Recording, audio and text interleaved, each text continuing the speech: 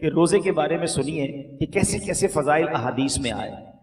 نبی پاک علیہ الصلوۃ والسلام فرماتے کہ بے شک جنت میں ایک دروازہ ہے جس کو ریان کہا جاتا ہے، اس سے قیامت کے دن صرف روزہ دار داخل ہوں گے اور کوئی داخل نہیں ہوگا۔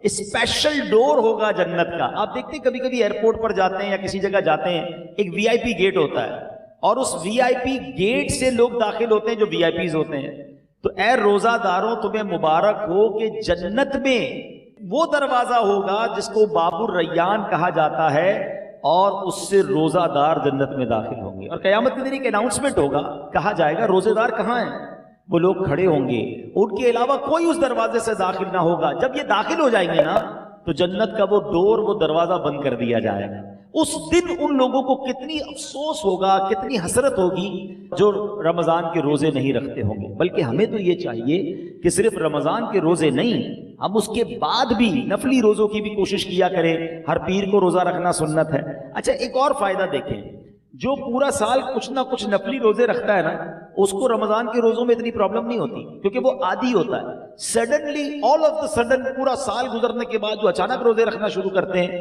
ان کو زیادہ بعض اوقات روزہ جو ہے وہ فیل ہوتا ہے۔ بہرحال نبی پاک علیہ الصلوۃ والسلام کا ایک اور فرمان سنیں، اے روزہ داروں تمہیں مبارک ہو۔ میرے آقا فرماتے جس نے رمضان کا روزہ رکھا اور اس کی حدود کو پہچانا اور جس چیز سے بچنا چاہیے اس سے بچا، تو جو کچھ گناہ پہلے کر چکا ہے اس کا کفارہ ہو گیا۔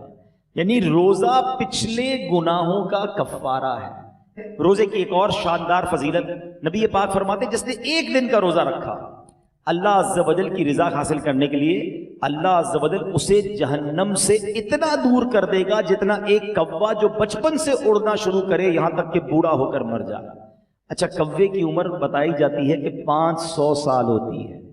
500 سال تک پرندہ اڑے گا تو کتنا دور ہوگا؟ اللہ ایک روزہ رکھنے والے کو جہنم سے اتنا دور کر دے گا۔ مبارک ہو